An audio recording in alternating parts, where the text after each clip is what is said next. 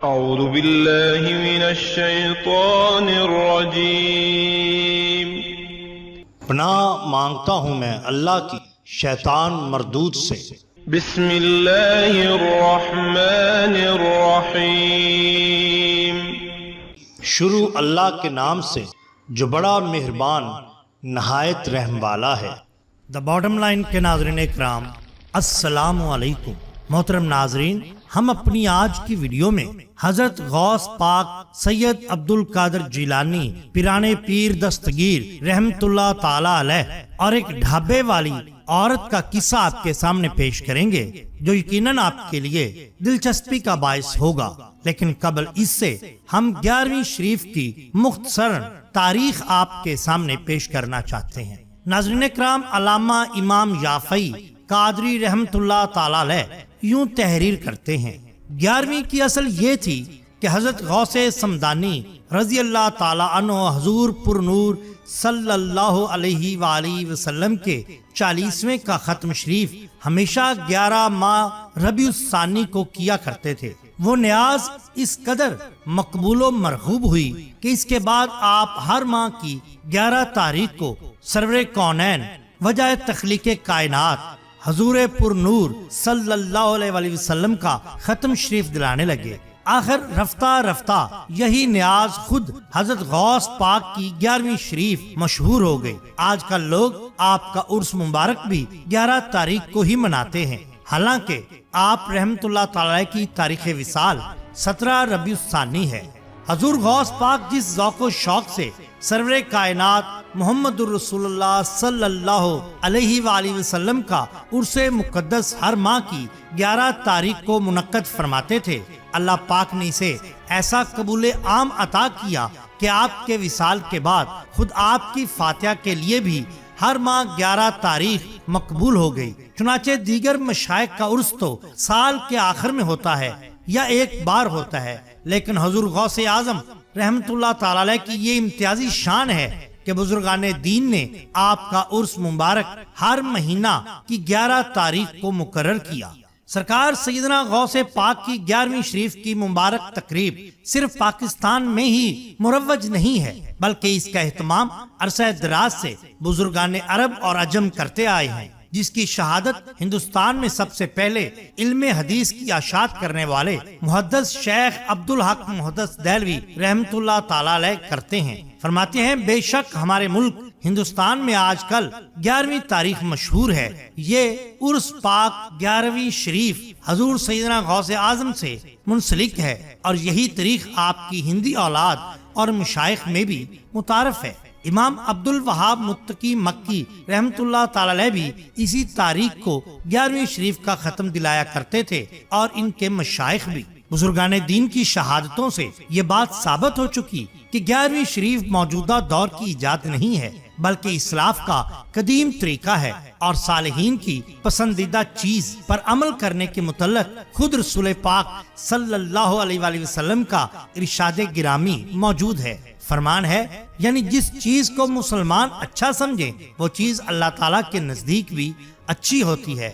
کتب اصول میں ہے، ترجمہ مستحب وہ ہے جسے علماء پسند کریں۔ چنانچہ زمانہ قدیم سے علماء کرام اور مشائخ عظام 11ویں شریف کی تقریب کا اہتمام کیا کرتے ہیں۔ 11ویں شریف چند اعمال خیر کے مجموعہ کا نام ہے ناظرین اکرام، جس میں قرآن شریف کی تلاوت کی جاتی ہے، درود و سلام بھیجا جاتا ہے، مجلس ذکر و فکر کا اہتمام ہوتا ہے، ایصال ثواب باروئے اولیاء کرام بالخصوص پیران پیر دستگیر شیخ عبدالقادر جیلانی رحمت اللہ تعالی علیہ پر بھیجا جاتا ہے، تقسیم شرینی اور طعام ہوتا ہے۔ یہ تمام اعمال خود اپنے تئیں اللہ کے قرب کا ذریعہ ہیں، اور ان سے خیر و برکت حاصل ہوتی ہے۔ ان میں سے ہر عمل کی فضیلت الگ سے قرآن پاک سے ثابت بھی ہے، اس لیے ہمیشہ سے لوگ 11ویں شریف کا ختم دلاتے چلے آ رہے ہیں، اور اس کا اہتمام بڑے شوق اور ذوق سے کرتے ہیں۔ ہماری آج کی ویڈیو میں چند واقعات بھی 11ویں شریف سے ریلیٹڈ آپ کے سامنے پیش کیے جائیں گے۔ بیان کیا جاتا ہے کہ بغداد کے قریب و جوار میں ایک شہر تھا جس میں ایک غلام تھا، یہ بہت مفلس تھا۔ ایک دن وہ ایک ولی اللہ کے پاس حاضر ہوا اور اپنی مفلسی کے بارے میں عرض گزاری۔ انہوں نے کہا کہ تم حضور سیدنا غوث اعظم سرکار رحمت اللہ تعالی علیہ کی 11ویں شریف کا اہتمام کیا کرو۔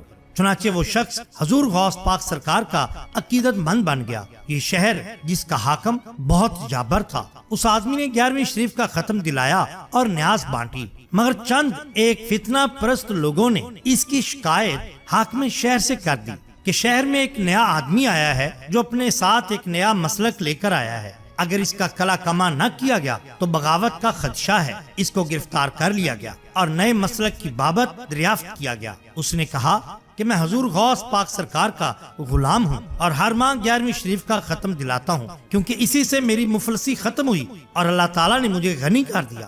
حاکم نے کہا تم اس مسلک سے باز آ جاؤ ورنہ تم کو پھانسی پر چڑھا دیا جائے گا۔ اس نے کہا پرواہ نہیں۔ حاکم نے اس کو اپنی ہت تک خیال کیا اور کہا کہ ایک عام آدمی اس طرح حاکم کے سامنے زبان دراز ہوگا؟ حاکم نے اس کو پھانسی پر لٹکانے کا حکم صادر کر دیا۔ جیسے اس کی پھانسی کا وقت قریب آیا اور اس کے گلے میں پھندا ڈالا گیا تو پھندا ٹوٹ گیا۔ اس نے غوث پاک سرکار کا نعرہ بلند کیا۔ حاکم نے حکم دیا کہ دوسرا پھندا لایا جائے۔ دوسرا پھندا لایا گیا، اس کے گلے میں ڈالا گیا۔ اس نے پھر حضور غوث پاک سرکار کا نعرہ لگایا، پھندا پھر ٹوٹ گیا۔ ہر ایک حیران اور پریشان تھا۔ حاکم غصے میں آپے سے باہر ہو گیا۔ تیسرا پھندا لایا گیا، پھر وہی ہوا، پھندا ٹوٹ گیا۔ حاکم نے کہا تم یہ بتاؤ کہ تمہارا مرشد کون ہے اور کدھر ہے اور اس کا شہر کدھر ہے؟ اس نے کہا اے حاکم ایسے نہیں، اگر تمہیں میرے مرشد کا دیدار کرنا ہے تو میری والی جگہ پر آؤ۔ بادشاہ چبوترے پر چڑھ گیا۔ آدمی نے بغداد کی جانب منہ کر کے کہا وہ دیکھو جس کی میں 11ویں کا ختم دلاتا ہوں، ان کا چہرہ اقدس نظر آ رہا ہے۔ حاکم نے دیکھا اسے نظر نہ آیا۔ اس نے کہا تو جھوٹ بولتا ہے۔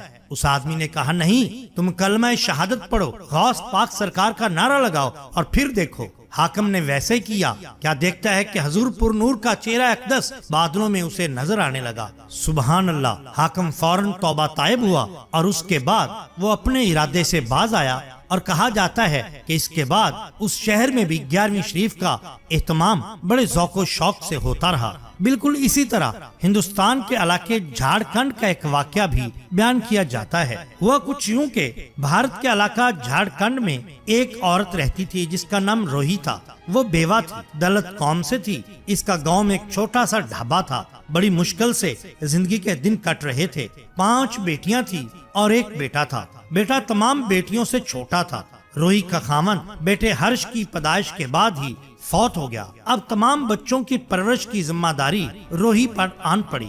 ڈھابا زیادہ نہیں چلتا تھا، وقت گزرتا گیا۔ اچانک ایسا ہوا کہ روہی پر فالج کا اٹیک ہوا اور اب وہ بیچاری 4 پائی سے جا لگی۔ 8 سال کا ہرش ڈھابے پر بیٹھ گیا۔ حالات بد سے بدتر ہونے لگے۔ ایک دن علاقہ کی ایک مسلم خاتون نے روہی کو حضور غوث پاک سرکار کے بارے میں بتایا اور کہا کہ بھلے وہ مسلمان نہیں ہے لیکن اگر وہ حضور غوث پاک سرکار کی 11ویں کا اہتمام کرے گی تو انشاءاللہ تعالی اللہ تعالی اولیاء کرام کے صدقے اس کے مفلسی کے دن دور کر دے گا۔ روہی نے اس کی بات مان لی اور 11ویں شریف کا ختم دلایا۔ ایک دن ہرش اپنے ڈھابے پر بیٹھا تھا کہ ایک شخص آیا جس نے ڈھابے سے کچھ کھانا کھایا اور اس نے پیسوں کی بجائے لاٹری کا ایک ٹکٹ دیا جس کے پیچھے جلی حروف میں لکھا تھا سید عبد القادر جیلانی رحمت اللہ تعالی علیہ۔ اس نے لاٹری کا ٹکٹ رکھ لیا۔ چند دنوں کے بعد جب انعام کی باری آئی تو ہرش کا انعام پہلا لگا اور اس طرح اللہ تعالیٰ نے اسے 5 لاکھ روپے کا نقد انعام دلا دیا۔ روہی جان گئی کہ یہ کمال کس کا ہے۔ فوراً ماں اپنے اہل و عیال کے مسلمان ہوئی اور اس کا بیٹا ہرش نو مسلم کے نام سے آج بھی وہاں پر زندگی گزار رہا ہے۔ آج اس گاؤں میں ہر ایک بھلے وہ مسلمان ہو یا کسی بھی دھرم کا ہو، ہر ماہ 11ویں کی نیاز کا اہتمام کرتا ہے اور بڑے شوق سے اس کو بنایا جاتا ہے اور لوگوں میں تقسیم کیا جاتا ہے۔ ناظرین کرام، ہم بھی ہر ماہ 11ویں شریف کا اہتمام کرتے ہیں جس میں دوست احباب اپنی حیثیت کے مطابق حصہ ڈالتے ہیں۔ اگر آپ بھی 11ویں شریف کے اس لنگر میں اپنا حصہ ڈالنا چاہتے ہیں تو صرف 50 روپے کا جائز کیش اس نمبر پر کرا کر اپنا حصہ 11ویں شریف کی نیاز میں ڈال سکتے ہیں۔ اگر آپ کو ہماری یہ ویڈیو پسند آئی ہو تو لائک کیجئے، سبسکرائب کیجئے ہمارے چینل دا باٹم لائن کو، تاکہ ہم آپ کے لیے اور بھی بہترین ویڈیوز لا سکیں۔ اپنا، اپنے دوستوں کا، گردنوا کے لوگوں کا بہت خیال رکھیے۔ اللہ اور اللہ کے رسول صلی اللہ علیہ وآلہ وسلم سے بے حد محبت کیجئے۔ آپ کا بہت شکریہ۔ اللہ حافظ۔